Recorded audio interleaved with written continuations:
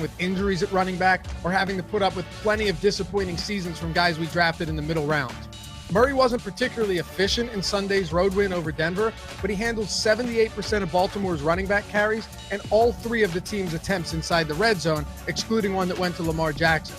Not to mention, the Broncos have a top 5 run defense. Now, the Ravens are 7.5-point favorites against the Colts. They boast a 26.5-point implied total and have the highest game script adjusted rush percentage of any team in the league, essentially meaning they're running at the league's highest clip no matter the game situation. Sure, a lot of that has to do with Jackson's rushing volume, but the Ravens running backs are still averaging nearly 21 carries per game. And with Murray coming off a season-high 18 carries, there's real reason to believe he can do it again. Tyson Williams wasn't even active last week, so now Devonta Freeman and Le'Veon Bell will be the only backs behind Murray for Week 5. Murray doesn't need to be in everyone's starting lineups, obviously, but he's a really good flex option or replacement start for anyone in need. And he has a legitimate 2-touchdown upside in this offense, even if he won't be catching passes. I got to tell you about the most ridiculous promo we have going on and will probably ever run. Partnering with Yahoo Daily Fantasy Sports to give you guys 2 free months, completely free months of Awesemo Plus Platinum. That includes all of the tools that we have to offer on the site, not just for football, but for every single sport. And all of these tools, of course, created by the #1 DFS player out there, Alex Baker, Awesemo himself, who's won legitimately millions of dollars using these very tools. So go over, sign up at Yahoo Daily Fantasy Sports using the link in the description, deposit $10 or more, and get $180 worth of Awesemo Plus Platinum. We'll never run anything like this again. At least I hope we don't. So take advantage of it now, and we'll catch you over there. Tyler Lockett is either going to win weeks for you or lose them. You knew that when you drafted him, though. So at this point, there's no use in trying to figure out which weeks he's going to explode or when he's going to disappear. Lockett was the wide receiver 2 over the first 2 weeks of the season and the wide receiver 74 over the last 2. Par for the course, baby.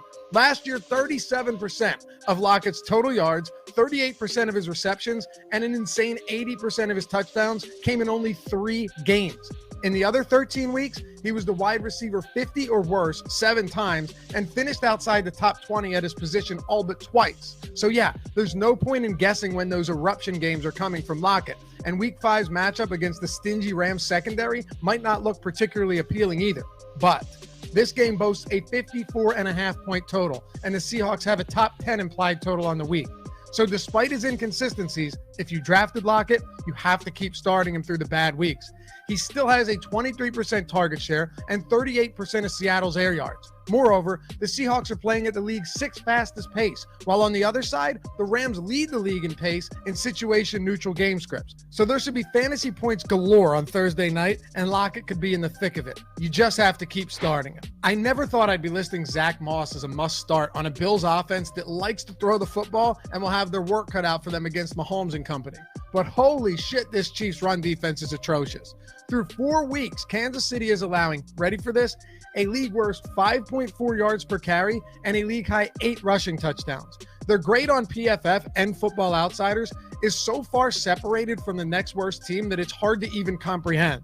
This showdown against the Chiefs has a week high 56.5-point total and should be a near guaranteed shootout. Kansas City's allowing over 30 points per game, and the total scores of their game this season have been 62, 71, 54, and 72. So while Josh Allen will probably be throwing quite a bit, there are just going to be too many points and yards in this game for us to overlook Moss. And how about this? Moss is...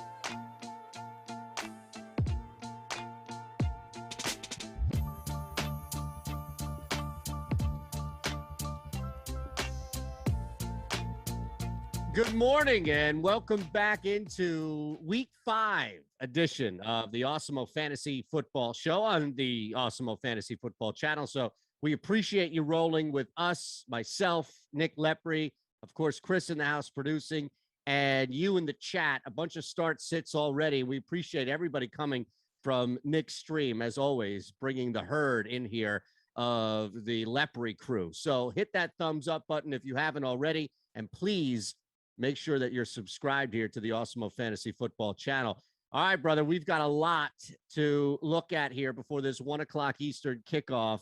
I know there's a game going on right now, and all 3 of us have interest in a guy who's done absolutely jack shit in Zacchaeus. So I think, look, I know money is drained and thrown out the window, but I guess it's better than all three of us having interest in a guy who actually matters here. We're constantly looking over. But as always, my friend, first and foremost, good to see you and hope the week treated you okay.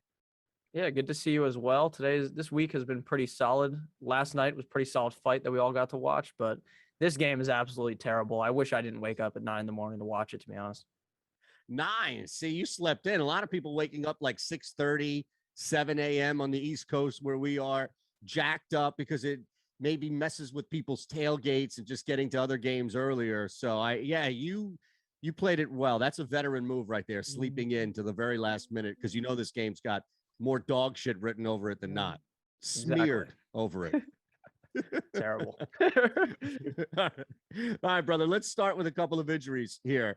And again, pile up your start sits. We're going to hit as many as humanly possible. Super chat is never necessary, but we appreciate you hitting us up that route. That's an immediate way to myself and Nick's heart right there. So you know we're going to respond to even the longer chats there. But let's start with Dalvin Cook out. And I feel like this has been a weekly conversation with us, right? Where it's leading up to kick, but we kind of knew that he was going to be in outside of that one game where he was ruled out earlier than it was this morning.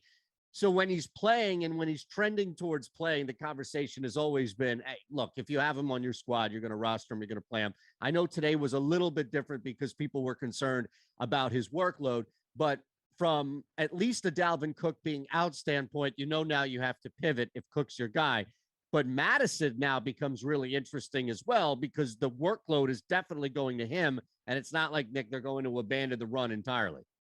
Yeah, Madison is a guy that is near a must start this week unless you have like two other guys that you genuinely think have top 10 potential. Because to me, it doesn't even matter about the defense that Madison's playing. They just use the exact same game plan, whether Cook is in or out. And that is just to heavily use the running back position. And Alexander Madison played really good last week, played much better than I honestly thought he would, even in a low scoring game. So you could imagine potentially this week up against Detroit that the Vikings run away with this game and that Alexander Madison just throws a huge point total up in this game. And that would be great for us, obviously, for fantasy football. So I like Alexander Madison a ton, and I would not be surprised. Maybe not the number one guy in fantasy, but if he's like a top 3 running back, would that really surprise you? Because it wouldn't surprise me at all.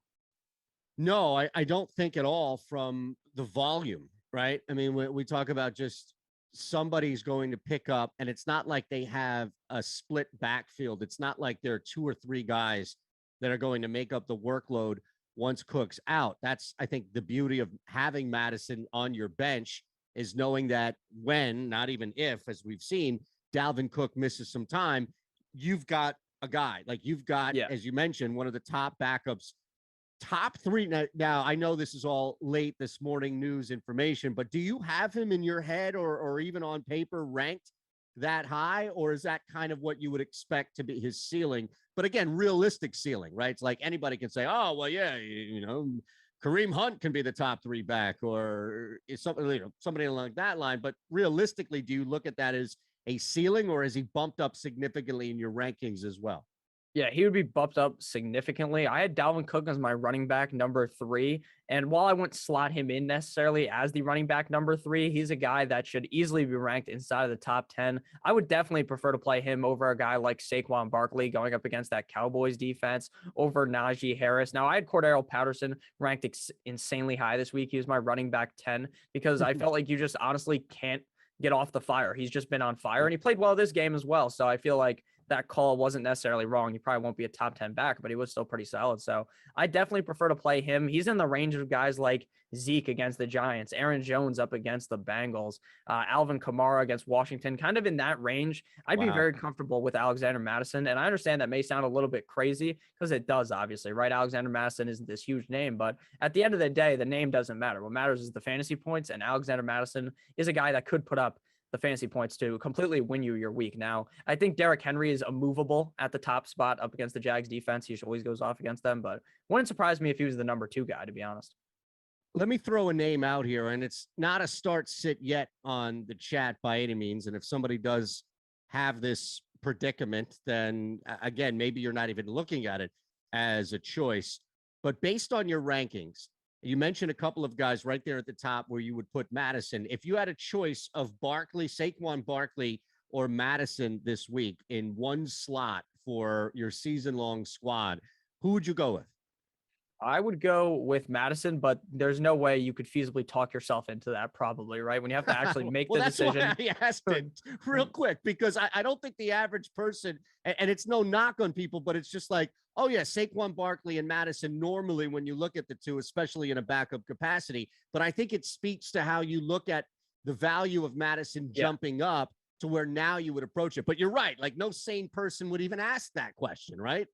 Yeah, you'd probably feel very uncomfortable doing it too, right? Because you'd feel like the biggest asshole ever, right? If you start you start Madison over Barkley. And even if Barkley outscores him by like 2 points, you still feel like an idiot. So that I would probably start Madison over him. But again, that's probably not a situation anyone's in unless they're in like a 6-team league or something where you're gonna have. You never know, brother. Right? We get backs. The craziest of crazy questions every now and there. Yeah.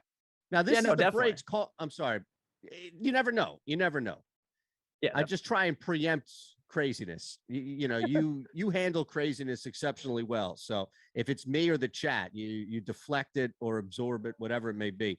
I saw this though. This is the breaks on the chat. What's with the hoodie? Weird. I thought you were just there's nothing wrong with that. I rock hoodies all the time. I've seen you in a hoodie before. Yeah, it's a little bit cold in here, and I don't want to wear my Dolphins gear because they're going to lose to the Bucks. So no need to support them today, to be honest. Wait a second. We established last week that the green screen that you have will not alter or pervert itself if you rock that Dolphins teal. So I thought you were going to come with something this week.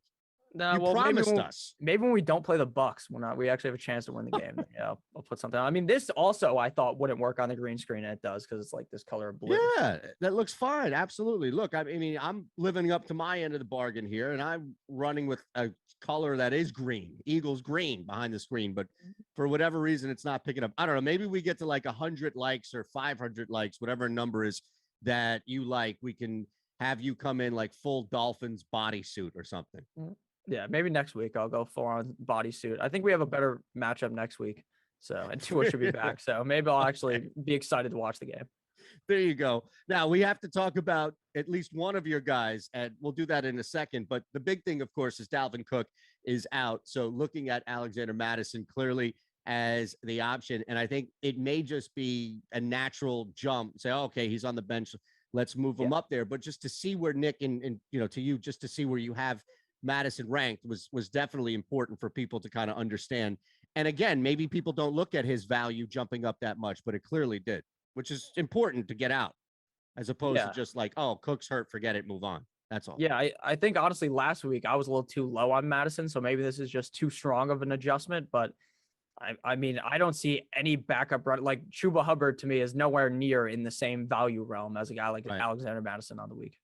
Well, let's transition there because McCaffrey also now he was riding this D tag through the majority of the week. I don't know how many people really expected him to play, but he's out. And Hubbard, as you just referenced, is definitely going to take the majority of the snaps. Now there are other guys there as well. So this is not a Madison scenario here, right, Nick, where everything is just gifted to Chuba Hubbard. There's going to be some, even if it's a smaller sense of competition in that backfield. Yeah, definitely. I mean, I think that it's a good scenario there for him, but at the end of the day, I don't think he is as good of a running back as Alexander Madison. And I think that with how many touchdowns Sam Darnold is stealing, I guess is how you'd want to word it, right? I mean, he's leading the league in rushing touchdowns right now. So how can you really be 100% comfortable with starting Chuba Hubbard in that scenario? I mean, obviously you're going to be comfortable doing it if you're down Christian McCaffrey, you just throw him in, but I wouldn't be 100% confident that he's a guy that I see 100% finishing inside like the top 12. To me, he's more of like a running back 16 to 20-ish range over there. Yeah, it is the difficulty I have is the matchup where I'm trying to, and I think your ranking is more accurate than not, don't get me wrong, but the Eagles defense, especially on the ground, is so bad. Yeah. And there could just be, but here's another thing. Sam Darnold is rushing the ball effectively. Sam Darnold is going to have opportunities to not only run the ball, but also score as well. So, I don't want it to just be like, oh, the Eagles rush defense is so bad, therefore anybody can run through them. yeah, if your quarterback is Dak Prescott or even to a lesser extent Mahomes, right? Guys that aren't looking to run first. But Darnold could vulture not only some yardage, but a touchdown or two away from Hubbard against his defense. Yeah, it's shocking, to be honest with you, how much use he's getting, like running the football. That's something he didn't do at all on the Jets. And then magically when went to Carolina, he turned into Michael Vick or something. So I don't know. It's pretty fun to watch, though, honestly. Sam Darnold looks really good this year. This offense is really good for the Panthers. But unless McCaffrey's in, it just doesn't seem like you need to be 100% invested in a guy at the running back position. So again, Hubbard, I do like him a decent amount, but I think that a lot of people shouldn't be as confident as I think many are in him this week. Interesting comment here from Pat Lepre in the chat. Miami's going to look like Wilder last night. At the end of the day, who's going to look better? Come Monday morning, who's going to look better in the aftermath? The Miami Dolphins or Deontay Wilder? Probably Deontay Wilder, honestly. The Dolphins might not even score, if I'm being honest with you. I mean, hope maybe our guys will be able to score. Yeah, I'm gonna be honest with you. Jacoby Brissett stinks, but Mike Gesicki is really good start this week. So don't be down on Gesicki because he's gonna get like 50 targets. But besides that, it is all downhill for the Dolphins. And I'm being honest. Like I talk about the Dolphins like with no bias. I really don't think they're gonna do anything in this game. I think they're gonna get rolled. Jalen Waddle is a good start as well because they don't have anyone else at receiver. But I don't think this Parker's is a good game out. Yeah, Parker's out. Fuller's out. Who else are you gonna throw the ball to? Literally just Gesicki and not Will Fuller, obviously, and Jalen Waddle. So Jalen Waddle. Well, okay. Let's look at both of these guys because I think from a tight end standpoint, there's a little bit more maneuverability versus a cost guy that you may or not cost guy. I'm sorry.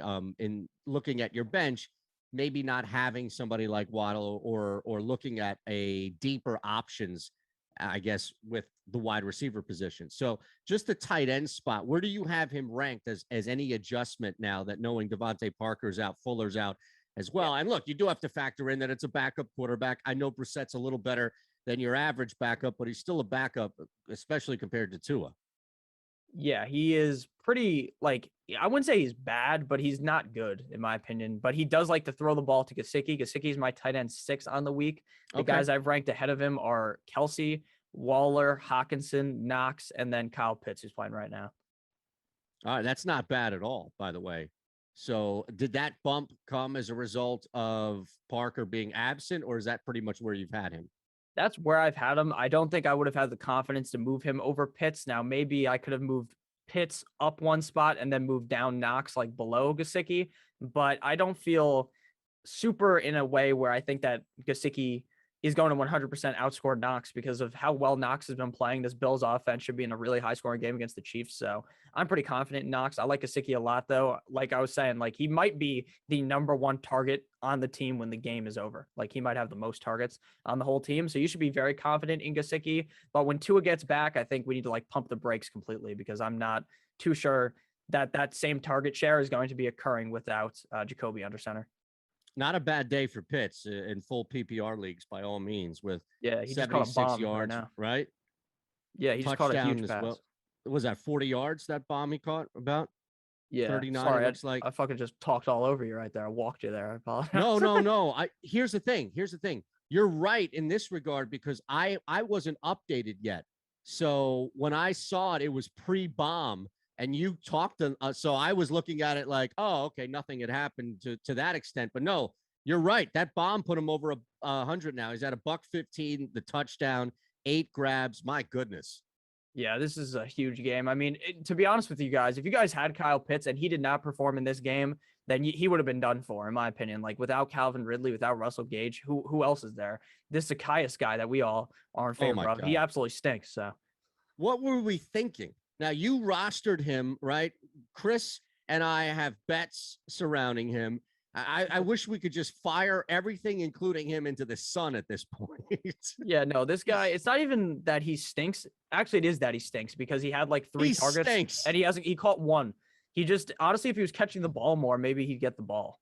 He dropped the other 2 targets, Nick. Yeah, I know. He's not good. All right, so we'll never talk. He's never going to be mentioned in this program again. Yeah, until he scores a touchdown here to save the day. 3 touchdown day, right? Exactly. And then we'll all be like, "Oh my God, are you kidding me?" Oh, all right. On the super chat here, Jay, we appreciate it. Thank you, Deonte, Jamar Chase, or Mike Williams half PPR? Something tells me that there's a little bounce back in Mike Williams this week, but what do you think of those three? Yeah, half I like PPR as well. Yeah, I'm looking at the question here. I like all of them, if I'm being honest with you. I like Deonte Johnson a lot. I think he's one of the only assets on the Steelers that you can actually rely on besides Najee Harris. It seems as though any of those other guys, Claypool, Juju Smith-Schuster, that they are just not it because Big Ben is so bad at this point. So I would go ahead and tell you probably Mike Williams is the answer here, though. I do like Jamar Chase a ton this week. But like you were saying, Mike Williams is down for a bounce back. He was in a birthday game narrative. On his birthday, he ruined the game for us. So that was kind of disappointing. But at the end of the day, he's like one of the key points on the Chargers offense. The Chargers are one of the best offenses in the NFL. They're in for a pretty solid game this week, at least in my opinion. So I would definitely be excited to start Mike Williams now.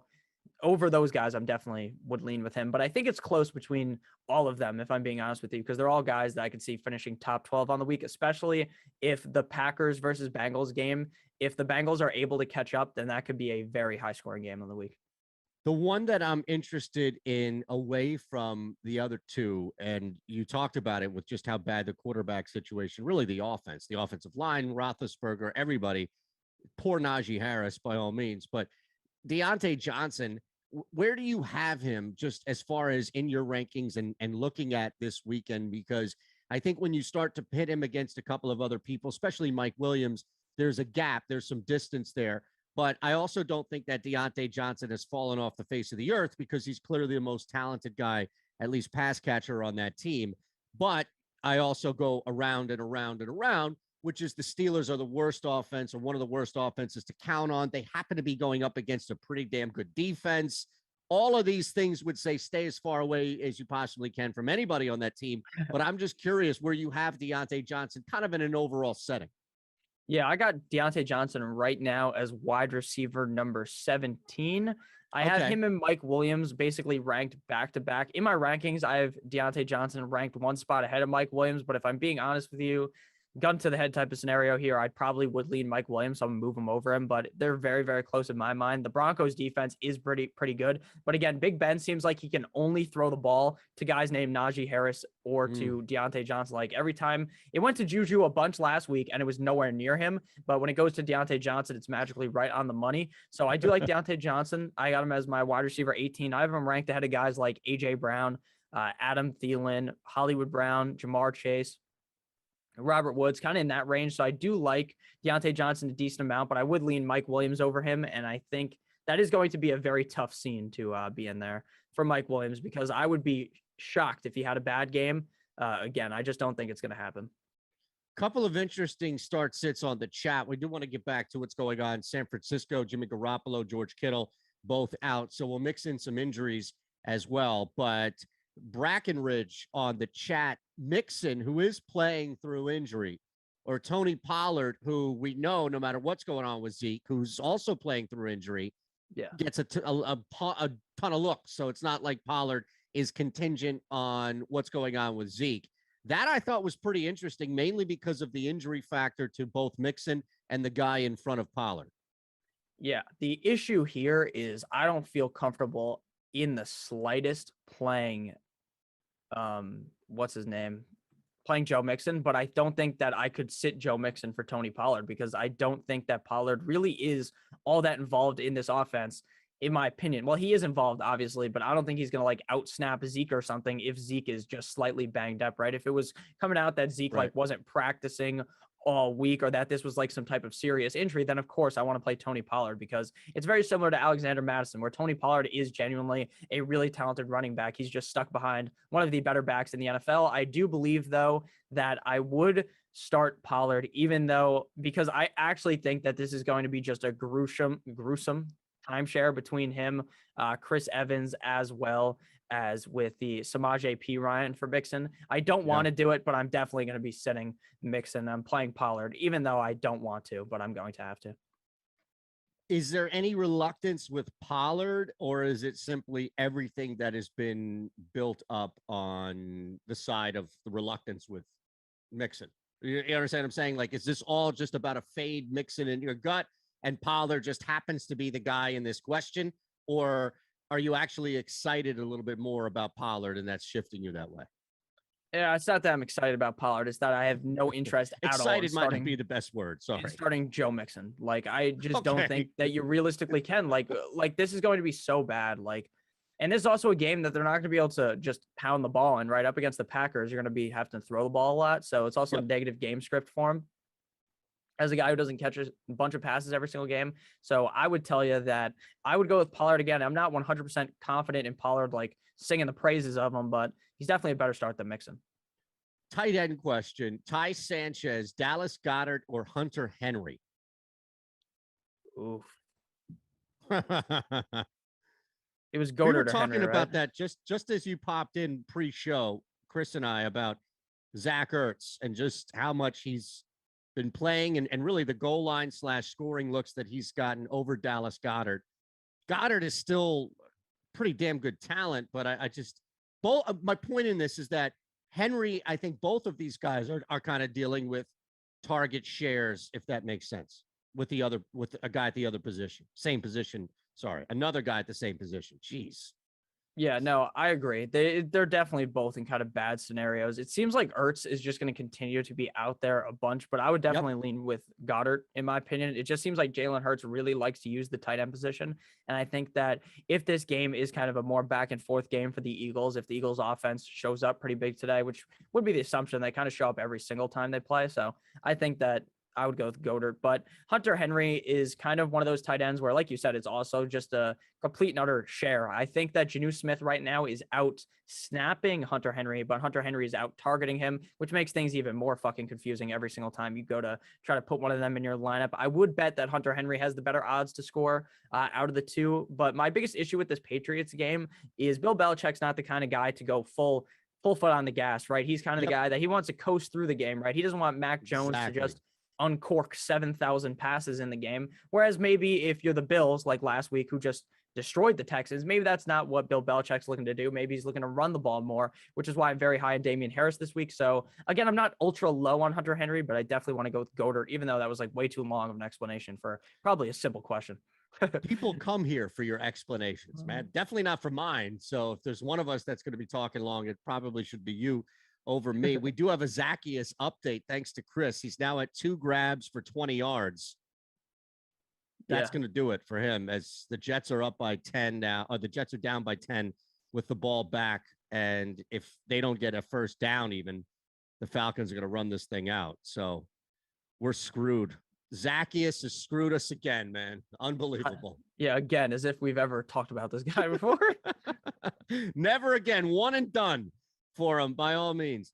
All right, let's look at the 49ers really quick, and we'll keep going here with a bunch of your start sits. By all means, make sure you hit that thumbs up. Look, today is the last day as well. We should remind people today is it to jump in with what we have going on at Yahoo. So use our promo code, sign up for your first deposit and paid contest entry. We're going to hit you with 2 free months of Awesemo Plus Platinum. It's an insane deal. It's upwards of about $90 a month that we're giving away each month with Awesemo Plus Platinum. So that alone is worth it. Just sign up and use our promo code. And again, today is the last day to do it. All right, George Kittle is out. Jimmy Garoppolo is out. I think, look, with Kittle, this is pretty much a matter of looking at other guys that you have on the team. And, I think there's an obvious one clearly, but I wonder if, I don't know, maybe a Brandon Ayuk or anybody in the backfield becomes a little bit more appealing.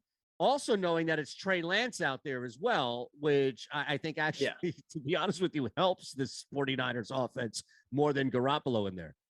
Yeah, I'm going to be very interested to see what actually happens with Trey Lance. Like, do they kind of pivot to some type of more run-heavy installation there where maybe they try to go for more of his skill set, right? Because we know he's very good at running the ball. Maybe they kind of shift the offense. But without George Kittle, I'm pretty worried about, obviously, I wouldn't want to start Ross Dwelly, who I believe is the tight end behind him. I just don't know if Lance is the kind of guy to just feed the tight end, whereas if it was Jimmy Garoppolo, then I say you could be very confident in Ross Dwelly. So outside of that, Ayuk is a guy that he escaped the doghouse, but his head is just outside the doghouse, right? The rest of his body's still stuck in there. He's just not really getting the targets that you want when you draft a guy like that, or when you have to play him in DFS or anything like that. So he's a guy that I'm pretty much full fade on. I think any of the running backs could be really good, but again, it's a huge gamble. It's a huge risk because while you might think it might be Sermon's week, while you might think it's Elijah Mitchell week, magically out of nowhere, Kyle Juszczyk runs in 3 touchdowns and you're shit out of luck. So again, they're guys that are plug and play guys that have the upside to really be a top 20 guy, top 12 running back. But again, every single week you are going to be guessing immensely at the running back position, at least in San Fran. What about the quarterback spot now? And it's really just a matter of how much Trey Lance has bumped up on your own rankings. I'm sure every now and again we get a couple of quarterback questions thrown out there. So yeah, let's look, and I'll use my 2 guys, right? And I'll kind of create create parameters or boundaries, if you will. So on one side is Joe Mixon. On one side is Joe Burrow. On the other side is Kirk Cousins, right? And I don't know who you have ranked higher, so you can tell us who you have ranked higher. And where is Trey Lance on that list of those, like using those 2 guys in comparison? I'm just curious to see how much you've bumped up Lance, knowing that he's the starter. Yeah, so I got Kirk at number 10 up against the Lions. I have Burrow at number 15 up against the Packers, and Lance is 1 spot ahead of Burrow at number 14.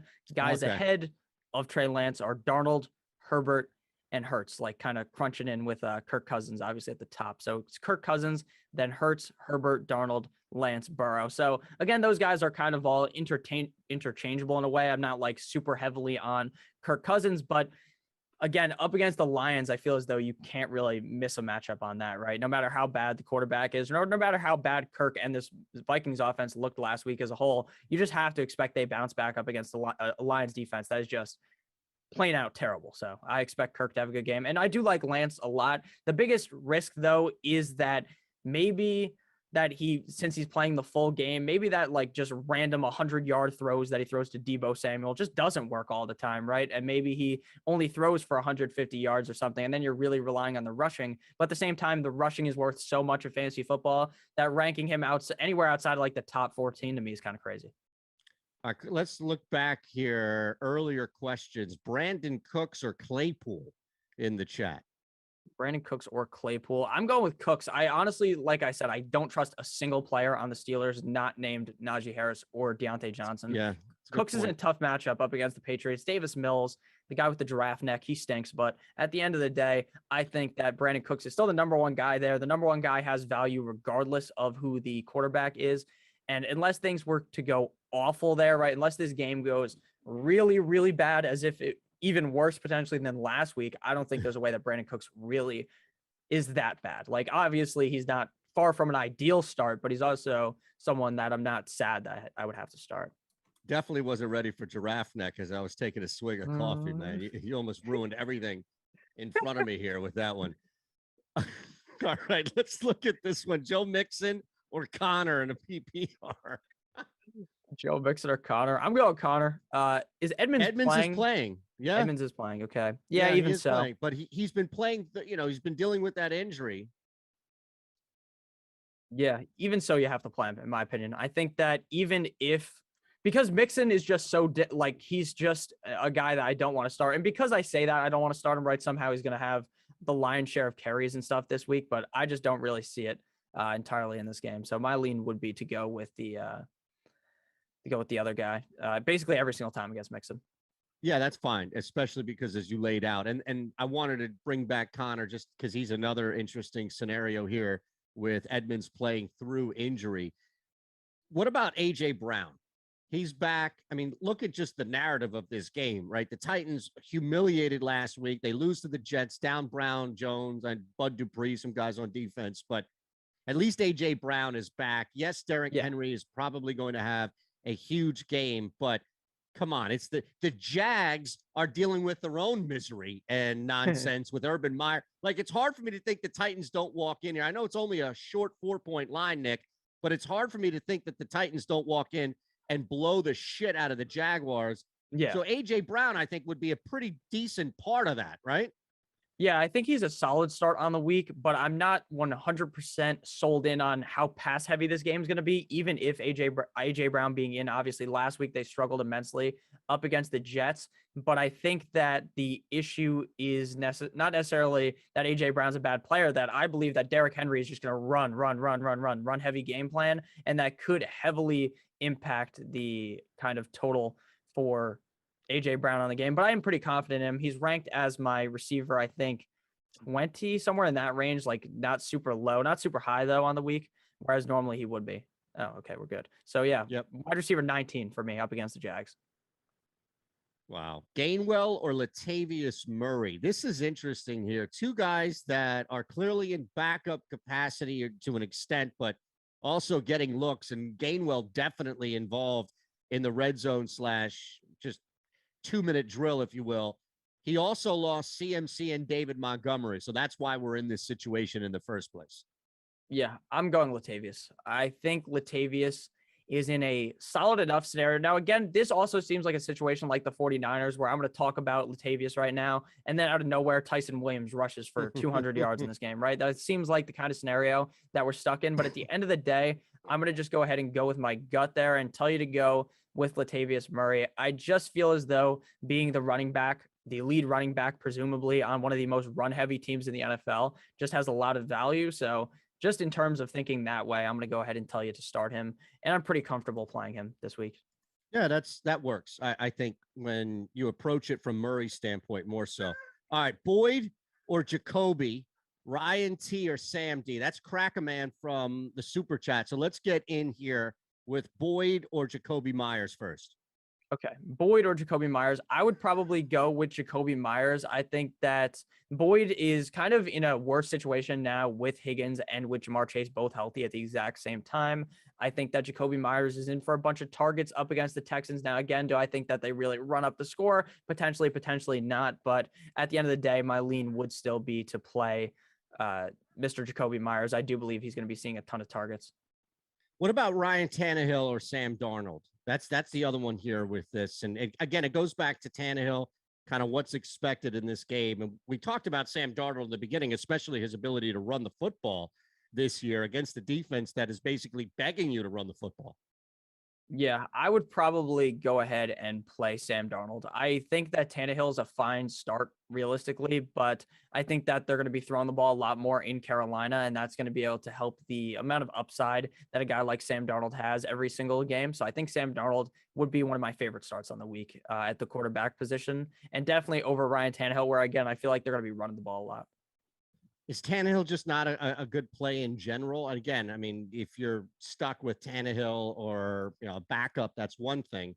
But are you just looking to stay away from Tannehill more often than not? Not more often than not, but I think that he has not really been the guy that I thought he was going to be this season. Maybe it's because of the injuries around him at wide receiver. Bringing AJ Brown back is clearly great for him, obviously, but I just think that this is really going to be a run-heavy attack from them. I really do expect that Derrick Henry has a bunch of yards in this game, and I think Derrick Henry could easily be the number one guy rushing this week, the number one guy in fantasy at the running back position. So that does kind of detract my thoughts on Ryan Tannehill. Do you have, okay, perfect. K Matthew, I'll come back to that. KF Matthew, I apologize. We appreciate the super chat. This is gigantic. Start 2, full PPR. Yes, Parker out, so now Waddle's in the picture. Emmanuel Sanders, Jonathan Taylor, or TJ Hawkinson, who's playing, but also playing through injury. All right. That is a tough one. I think I'm going to go. The thing is, starting a tight end at the flex to me is like one of the more dangerous scenarios. That, right? Unless it's Travis Kelce. Right? Yeah. But he's also in a situation where he could realistically see like 10 targets, right? But he's also in a slump, which is the issue because the first 2 games of the season, he came out hot. He was on fire. In the last couple of games, he kind of dipped off. So my opinion, I think he could have a big game. My lean would be to play Jonathan Taylor, though. I don't love Jonathan Taylor because he hasn't really showed me anything this season aside from up against the Dolphins. And the Dolphins' run defense is as bad as it gets. The Dolphins' run defense, you could go out there and probably run for 100 yards on the Dolphins defense. That's how bad. Yeah, you, me, both of us at the same time, running back by committee. We could do it. That's just Who's how bad got a Dolphins worse than the Eagles rush defense? Probably, yeah, no, literally, I'm telling you, it is so bad. Like, the hole, it just spreads. It's like when Moses spread the Red Sea. It's like that. That's Yes. what happens to the Dolphins defense. It's embarrassing. So go ahead and start Jonathan Taylor regardless. I don't love his matchup, but I also don't love starting a tight end there, especially one who's on a slump. And then when it comes to Emmanuel Sanders, I actually like him a lot, but you're going to feel a little bit silly starting Emmanuel Sanders over Jonathan Taylor, especially if things don't go your way. So go with Jonathan Taylor. He's pretty safe, and he does have the upside every single week to be really good. Yeah, I love Taylor too in this matchup, especially against Baltimore, where the quarterback situation is still so volatile. You know that the carries are going to be there. What about this, Taylor or Edmonds, full PPR? Taylor or Edmonds? I would have to play Taylor again. Like, the thing is, I think Edmonds is in a really good spot, but maybe that one game of Taylor playing really well is the fire that he needed, right, to really continue with the momentum. And maybe now the coaches realize, hey, maybe we should give the ball to our best player offensively, right? Who's the other player that's better than him on offense? I don't think I can name one. So I think Jonathan Taylor is the clear guy there, and he needs to be given more volume. Will he be given the correct amount of volume? I'm not too sure, but my lean would be to go Jonathan Taylor over Chase Edmonds. But Edmonds is a guy that I like a decent amount this week, so I don't want you guys to think that I hate him or something. No. I don't think it's a matter of that by any means. I think it's also everything is comparative, right? Everything is we look at guys. That's why it's start, sit, and one or two people. Now, every now and again, I'll push back and ask you to where you have somebody ranked to kind of give a broader perspective of it. But yeah, I think a lot of this is just based on the questions that we get for sure.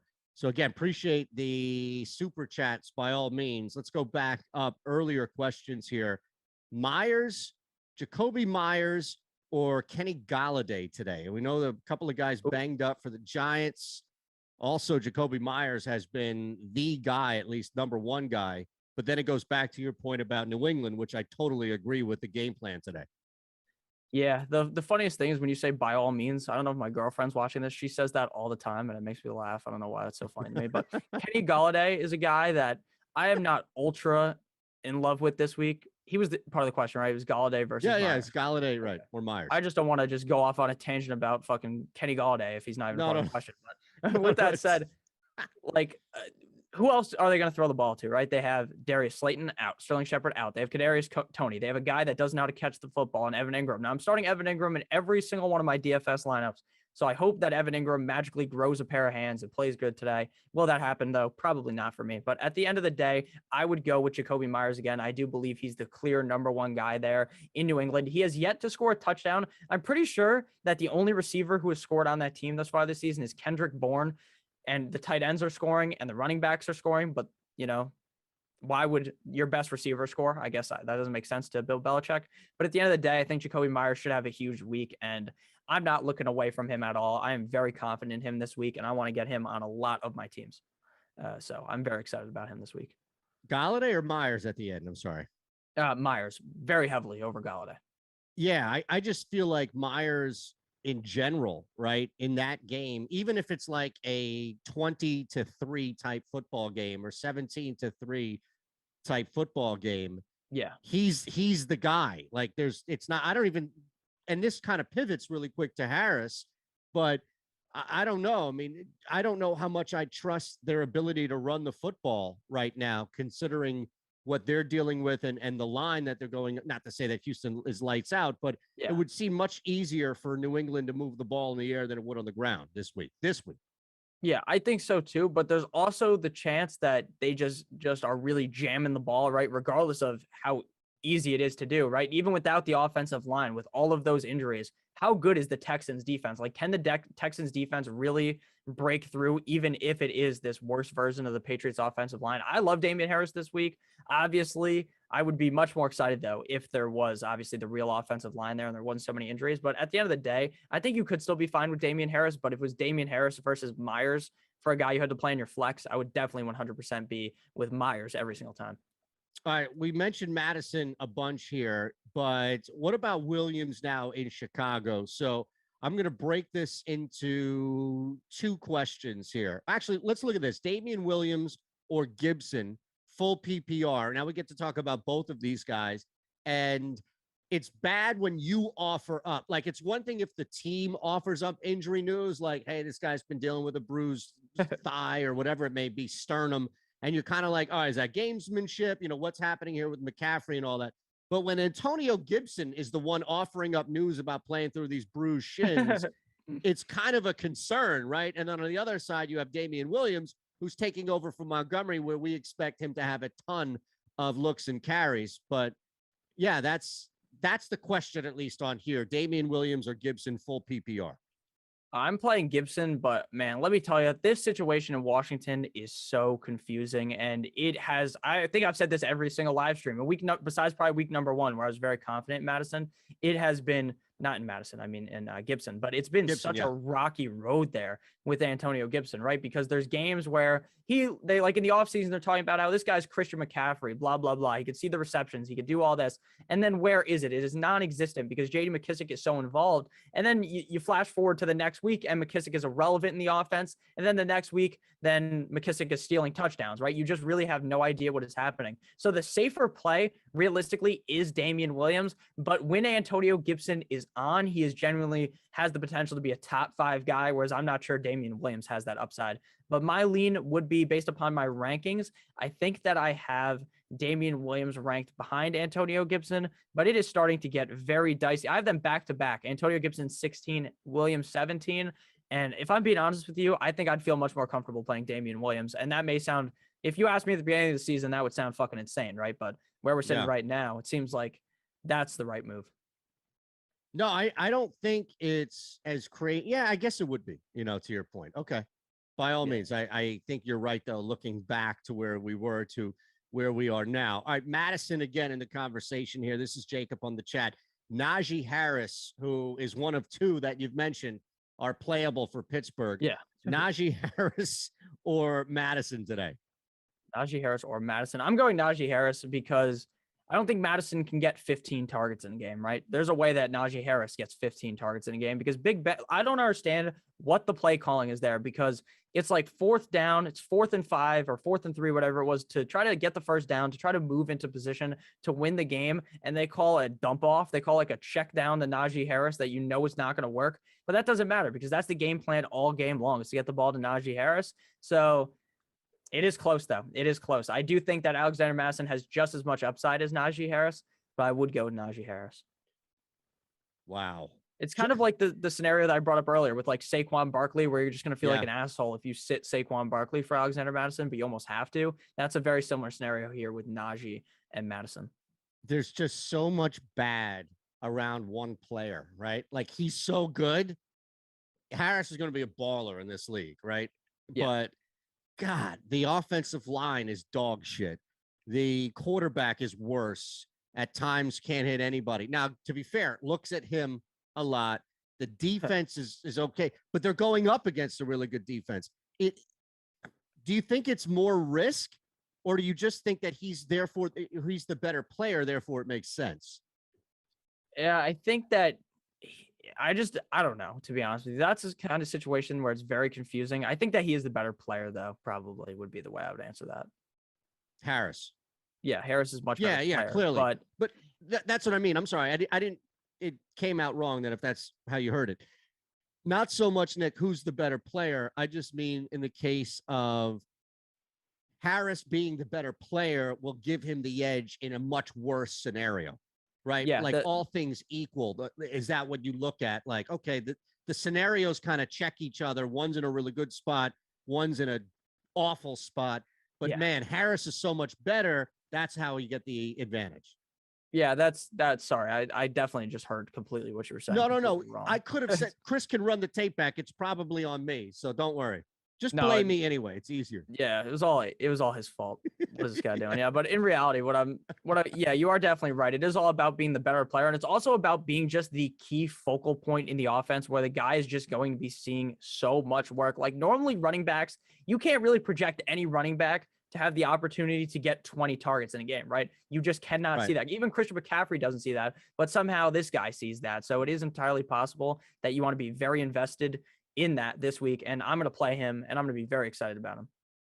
Fair enough, my friend. I love it. We get as deep as we possibly can all around with whatever position thrown out, including quarterbacks here, where Chris Rosado asks on the chat, Kirk Cousins, who, again, that beyond favorable matchup, or Aaron Rodgers on the road in Cincinnati. That's a really short line. Books want you to think this is a trap for Green Bay. I don't know, man. I don't see it. Yeah, I'm going with, oh man, that's going to be one of those questions. Kirk Cousins versus Aaron Rodgers, right? Yep. I'm going with Rodgers, and I hate it. I hate that I want to go with Rodgers because I feel like the Cincinnati Bengals may beat them like handily, because I think the Bengals are a sneaky good team, but I like the Packers. I think this is going to be a high-scoring game. I just hope that my brain is correct that the Cincinnati Bengals can stay with them, because if the Bengals can't stay with them, then that is going to be the worst call you could make, because then the case is where they're just running the ball with Aaron Jones a million times at the end of the game. They get out of there, and it's easy, but I think this could be back and forth. I'm going with Rodgers. They are very close, though. That's kind of the issue with the quarterback position, is so many situations, unless you're asking like Kirk Cousins versus Jacoby Brissett, it's very, very close. And is really kind of more of a coin flip. But yeah, at the gun to the head, I'd go Rodgers. The problem that I have with Cousins, and look, I'm starting him over Burrow. And if you have any issue with that, then I kind of have to, I feel like, although it's a very tight one. But I recognize that Minnesota could be up 27-7, and majority of the work is done on the ground. Or, Cousins gets 2 touchdowns with 156 yards or 70 yards, which is not terrible by any means, but it's hard to put up 350 and 3 against Detroit, because you're up so quick and often that you're either turning to run the football, or you really have a small, narrow window as a quarterback and receiver to a lesser extent. Like Justin Jefferson, man, if they're up 27-10 at the half, that's it. He's not going to have any. He's done. Like, his window is over to have a big game, and hopefully he did enough work to make it worthwhile. But you see what I'm saying? The point about these guys going up against Detroit, it's just so difficult to factor in that short window or small window. Yeah, going up against Detroit is probably the easiest matchup. Like, these guys dream about this kind of a matchup, but the problem is when you lay the smack down on a team, you're just not going to be able to be putting up that kind of high passing attack unless they just don't care, right? And they just want to stomp on them, which most teams don't do, right? They're not just going to aggressively pass the ball with 5 minutes left to get Kirk Cousins more fantasy points. But the hope is, though, when you're in a situation like that, that they got that way because they scored a bunch of points already. Yeah. And exactly, which goes back to it being, it's not like a full game's worth of a window, right? It's okay, $180, 3 touchdowns. That's a Kirk Cousins versus Detroit line. But if that doesn't come in the first half, chances are that it's not coming in the second half because you're up so much. Yeah, that's all I'm saying. It's also highly dependent on who the running back is too for teams like that in that kind of a scenario. Because if you don't have if you're the Falcons and you're beating down on a team, it's kind of hard to rely on a guy like Mike Davis to run the ball a million times down the stretch. Whereas when you have a guy like Alexander Madison or say Dalvin Cook in the scenario of the Minnesota Vikings, that's very easy to just rely on your running back. Where do you have, I know we brought him up a couple of times in comparison, but where do you have Joe Burrow this week kind of overall? Joe Burrow is my quarterback number 15, I think 15. Yes, 15. Okay. Right below Lance. Now, again, this is just kind of because I think that without Mixon, but with Mixon in the game, I think maybe they will try to use him just enough to kind of where they're running the ball enough. Because if Mixon was out, I think this really would have been just an abandon the run game type of scenario where they're just really throwing and not heavily relying on Chris Evans, the guy who plays Captain America, and Samaje Perine. So I would probably be much more involved in it. I'd be a lot more confident in Joe Burrow if Mixon didn't play. But again, I don't think Mixon has some type of strong stranglehold in the game. Don't think that, but that's kind of my opinion on it. I think Burrow could have a big game though. Yeah, it's this defense. Nick Solano, Green Bay's, of course. Nick Solano on the Super Chat. We appreciate the Super Chat. Yes, always sir. Nice to see you throw some dollars here toward this program. You could always hit that thumbs up button. Look, a bunch of people have now factored into this program's viewing, so we ask you hit that thumbs up button and make sure you're subscribed here to what we're doing on the Awesemo Fantasy Football channel. Last day to take advantage of 2 free months of Awesemo Plus Platinum. This is it, the final day.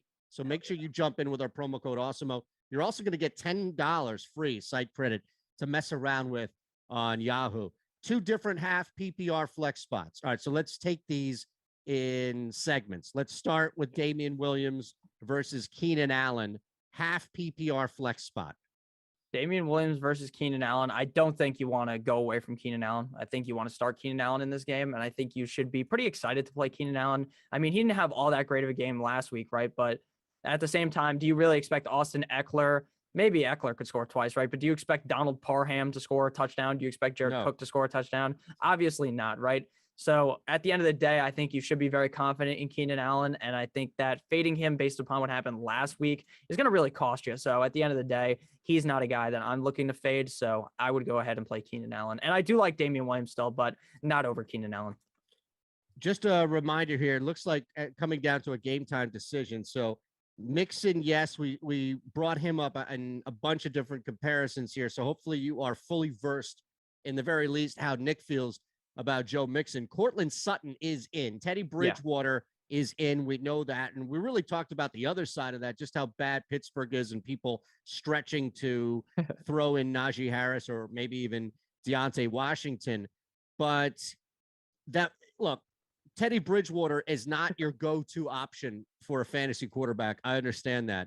Yeah. But to at least have Teddy Bridgewater playing versus Drew Lock, there's got to be some sense of consistency that helps Cortland Sutton. It's a trade-off, right? If Drew Lock is in, you know that there's a better chance that Sutton's going to get a look downfield.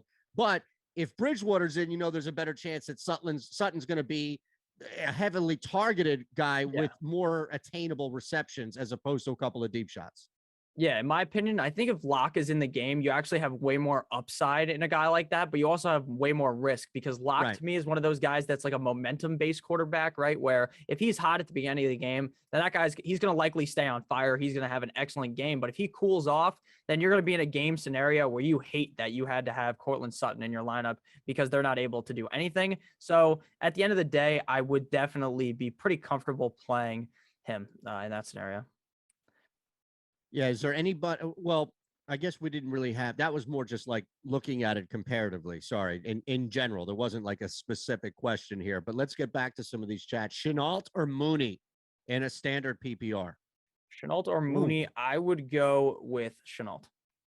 I like Mooney a decent amount too. That's the issue. Is I actually think that Mooney is the number one receiver there now on the team. Because not that Allen Robinson sucks, but because of how they're calling the plays, it seems like Justin Fields likes to throw the ball more to Darnell Mooney. So I think Darnell Mooney's in for a good spot. My biggest worry about LaVishka, my biggest worry about these Jags receivers is that what happens with Urban Meyer, right? Is Urban Meyer in the game? Is he out of the game? How does that play into the game? Now, again, I'm not trying to think mentally and trying to get into that guy's head or something, but that is something that does worry me for all of those players on the Jaguars, like James Robinson. Like, how into the game is the coach? I mean, you saw the video. They broke down the play in like practice and they all yelled grind. Like, that's pretty funny, obviously, right? But at the end of the day, how in the game is the coach, right? Like, does that affect Urban Meyer? I have no idea. I don't know Urban Meyer, but it could affect Urban Meyer. So that's just kind of my thoughts on it.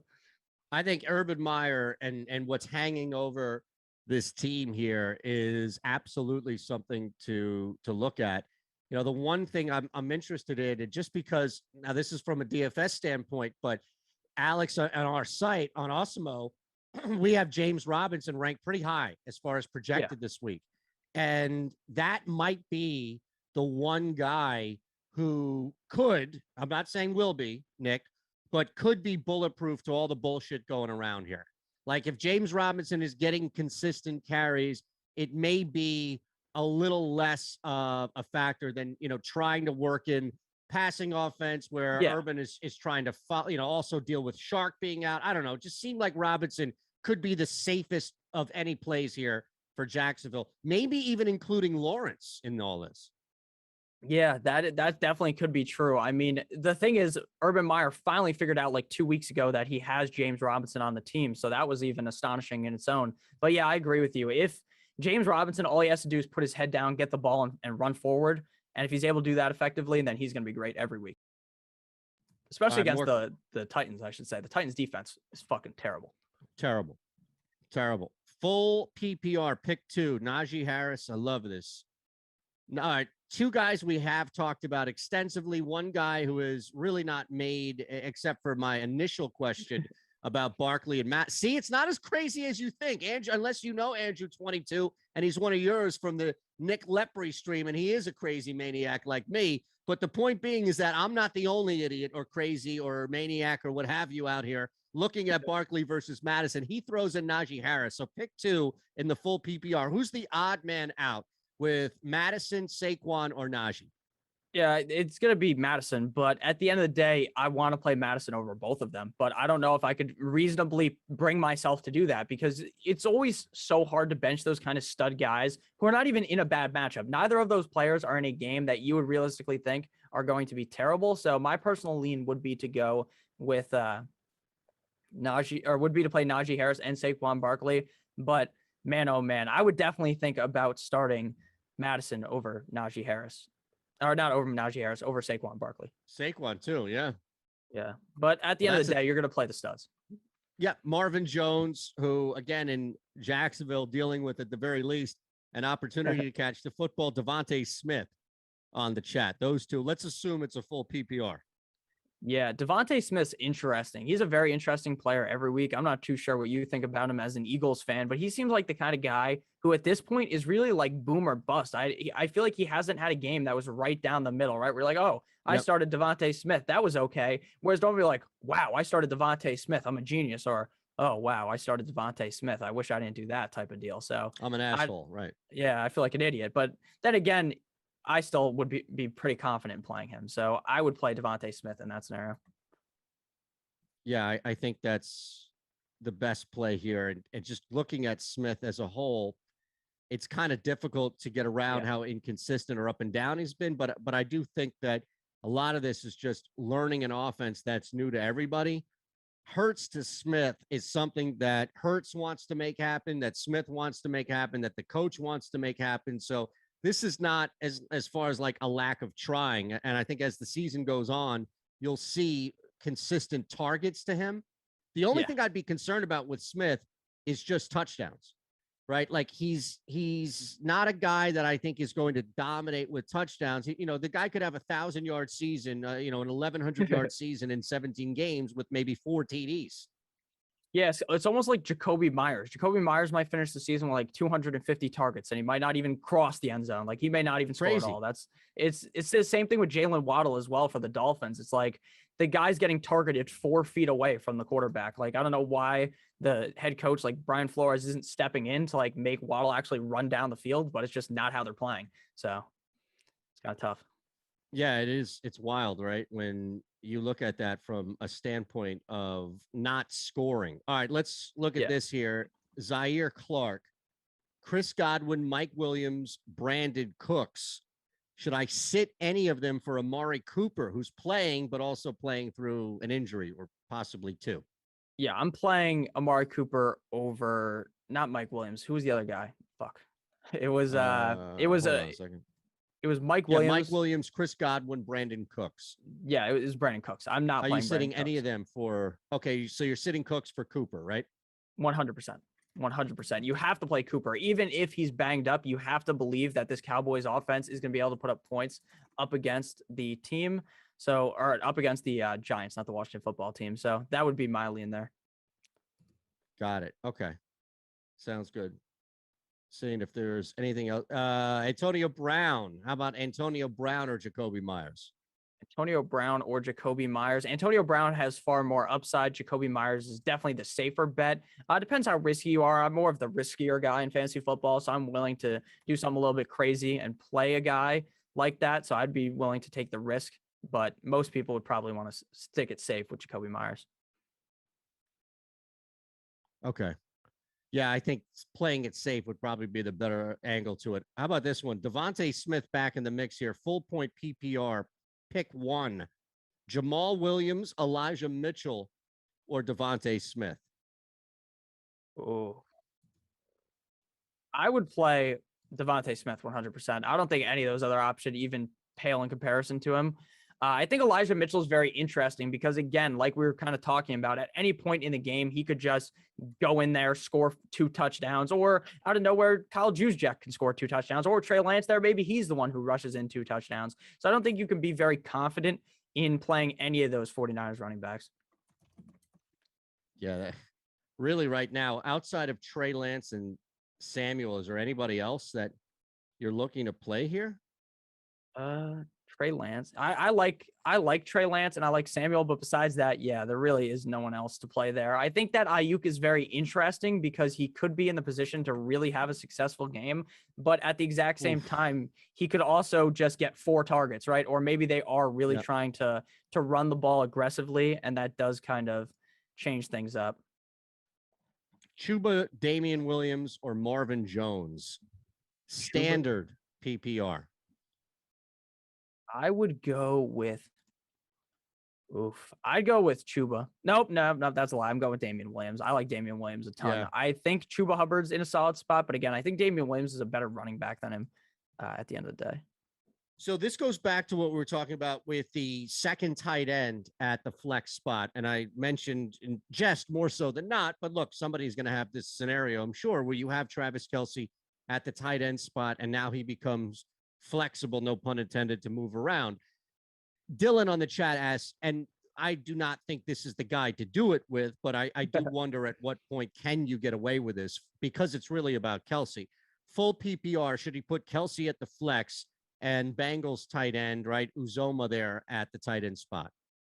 I have zero confidence in Uzoma.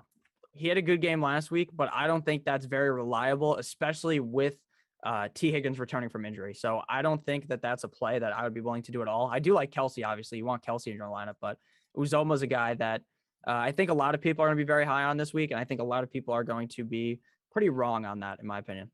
Now, Chris has one. He says it's texted from a friend, but that could easily be an end around of not wanting us to know that he's mining, for information, which I've done here many a times. Like, I've gotten information from Nick on his thoughts in the same league. Now, I didn't do it when we were head to head, but I might have slid a question in there from, I don't know, John on the chat that has to do with who to start on my squad here. Yes, to be fair, that is. Yes, now he's breaking the question down, which was not necessarily written in readable English. So you're right, Chris. You definitely, from communication with Chris, I'll give him the benefit of the doubt that I can always read what he sends me via text. So this is it. Zeke, Williams, Damien Williams, James Robinson, Elliott questionable. Which 2 out of the 3 does Chris's friend start? Oh, that's a good question. I would probably go with Damien Williams and Zeke. No, I'd go with James Robinson and Zeke, I think. Wow, I think you have to play Zeke. Zeke is sitting the bench? No. James Robinson and Zeke. I think you have to play Zeke. So Williams is out. You've been high on Williams all day. Yeah, I have been, but I think that James Robinson has the upside. Again, like you said, he's kind of like the unmovable object on that team, right? He's the one guy that you can actually feel pretty confident in starting. No, that's fair. I think going back to that point makes sense, especially. Let's look at a couple here as we wind down. Hit that thumbs up button. Take advantage. Last day for you of the 2 free months of Awesemo Plus Platinum with your first deposit and paid contest entry. We'll also give you $10 site credit to mess with Kenny Gallaudet or Mike Evans. Kenny Gallaudet or Mike Evans. Definitely go with Evans. Again, the Dolphins defense is good, but I think that they're going to break down by the end of the game. They always do this. They're on fire at the beginning of the game, and then they just tap out. They give up. So I would go ahead and definitely lean against playing against the Dolphins defense. So I'd go with Mike Evans, Chris Godwin, any of those guys I really like. So Mike Kareem Hunt. Oh, I'm sorry. I said Mike Evans. Kareem Hunt or Damien Williams, full PPR. Kareem Hunt or Damien Williams. I would go with Damien Williams. I think Kareem Hunt's very safe every single week, but I think Damien Williams is the upside to be a top end back on the week. A lot of question about Mixon, and this one interesting when you pit him against another guy's playing through injury here. Ernie on the chat, Joe Mixon or Antonio Gibson, full PPR? Joe Mixon or Antonio Gibson. I would have to play Antonio Gibson again. I don't think that anyone should feel comfortable at all playing Mixon this week. I don't think that you should feel comfortable, and I don't think you should want to play him at all, to be honest. Josh on the chat. Now, he has Jonathan Taylor and 2 other guys to pick 2. Let's lock Jonathan Taylor in this, and if you disagree, then cut me off by all means. We'll put Taylor aside. Now it's down to picking 1. Zack Moss or Clyde Edwards-Helaire? I'm playing Clyde against the Bills. I think that's going to be a very high-scoring game, and I think that you're going to want to have all the pieces in that game, except for like Josh Gordon, obviously. even though I'm going to talk about Josh Gordon in the live stream later as the captain pick because it's funny, but I don't think he's actually going to be very valuable. I love that. So that's a question about stashing Josh Gordon at all. You're not running with him today. No, definitely not running with him today. It is entirely possible that he does actually do something today because, again, I'm not very sold into any of those other wide receivers not named Tyreek Hill. I don't think Demarcus Robinson or any of those guys are really the number 2 guy. I think they're just names on the team that are going to get the ball. Whereas I think Josh Gordon is still a huge name, so a lot of people are going to want to play him, but I don't think that's going to really end up working too well for most people. Daniel Jones or Trey Lance? I'm going with Trey Lance. Pretty heavily. I think Daniel Jones could have a big game, and I have Daniel Jones. I have Daniel Jones on like all of my DFS lineups, but some tells me that since I played him on all my DFS lineups, he's gonna stink. So, there's your answer. Wow, the leopard curse. We should kind of factor that in at the beginning of the show, not with a minute to go, right? Yeah, there is no real curse. It's just that it always ends up happening that the guys just end up playing terrible. Well, I think they're gonna be really good. That's usually how stuff gets like defined as a trend or a curse or, over a matter of time here. But you're saying it's just a matter of coincidence. Yeah, just a matter of happenstance, I think. Okay. Let's get a couple, if we can, in here.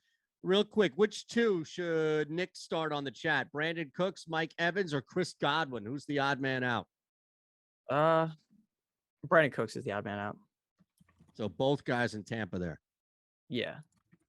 Amari Cooper or Chuba Hubbard in the flex spot? Let's say full PPR here. Now, the books only have Hubbard as like 2.5 as his over-under for reception. So take that into account. He's not looked in 10 catches this week. Ooh, yeah, I'd go with probably Chuba Hubbard. Okay. I'm seeing. All right, man. I think we nailed it. I think so. Slates are locked. And we hit everybody who's banged up. We hit a ton of questions, including some super chats. So we appreciate you all rolling with us at Notorious FNTSY for Nick on Twitter, at Shander Show for me. Thanks to Chris. And you out there, look, just hit that thumbs up button if you haven't already. Please make sure you're subscribed to the Awesemo Fantasy Football channel. And good luck out there. All right. We'll see you again next week. See you guys.